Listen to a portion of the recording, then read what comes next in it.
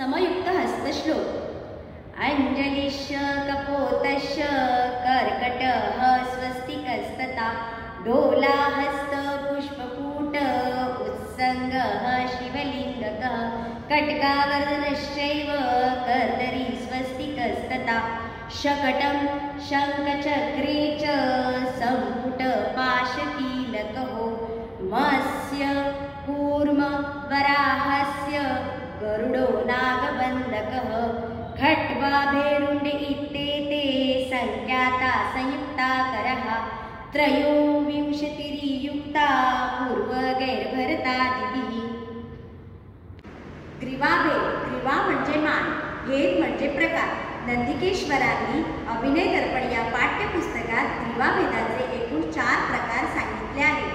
सुंदरीश्च तीरशीना तथैव परिवर्तिता प्रकंपिता च भावज्ञेया ग्रीवा चतुर्विधा। स्थानक भेद, स्थानक म्हणजे स्थिती। नंदिकेश्वरांनी अभिनय दर्पण या पाठ्यपुस्तकात स्थानक भेदाचे एकूण 6 प्रकार सांगितले आहेत।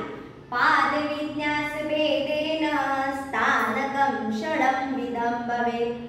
समपादं चैत्यपादं नागबन्धस्तथा परम् ऐन्द्रं च गारुडं चैव ब्रह्मस्थानम् इति क्रमात्।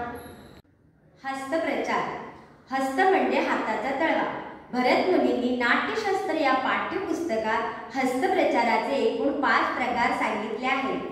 उत्तालो अधस्तल तिर्यक ऊर्ध्वमुख अधोमुख एव च हस्तप्रचारा विज्ञेया नाट्ये नृत्ये च पंचधा।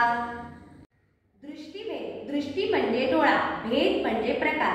नंदिकेश्वरांनी अभिनय दर्पण या पाठ्यपुस्तकात दृष्टिभेदाचे एकूण 8 प्रकार सांगितले आहेत।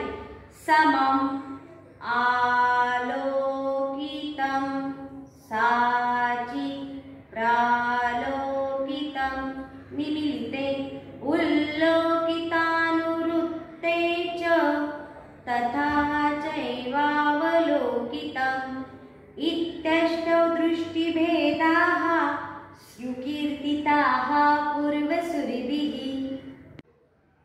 पताकहस्त विनियोग।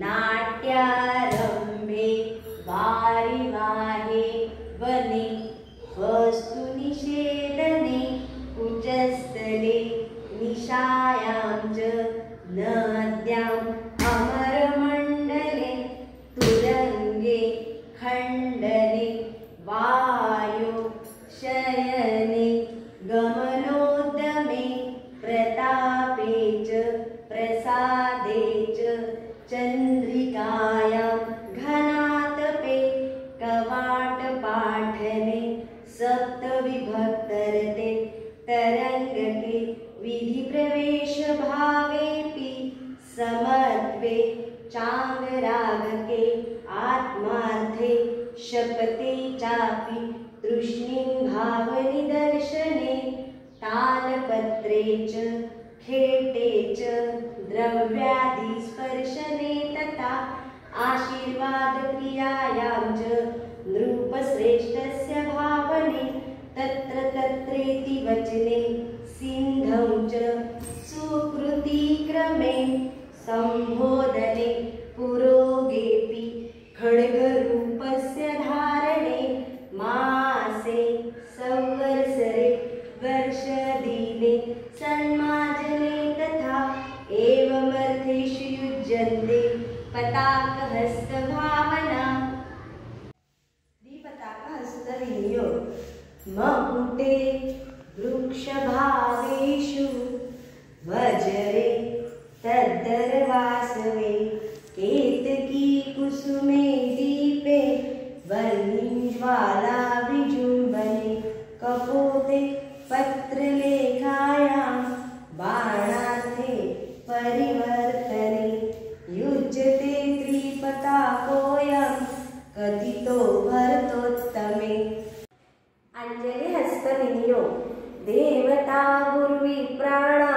नमस्कार्येष्वनुक्रमात् कार्याः शिरोमुखोरस्तो विनियोगे अंजलिबुधै।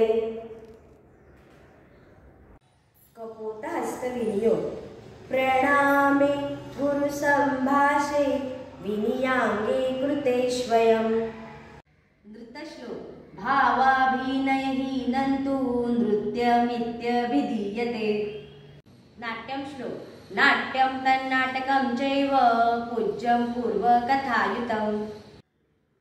नृत्यश्लोक रसभावव्यञ्जनादियुक्तं नृत्यमितीर्यते।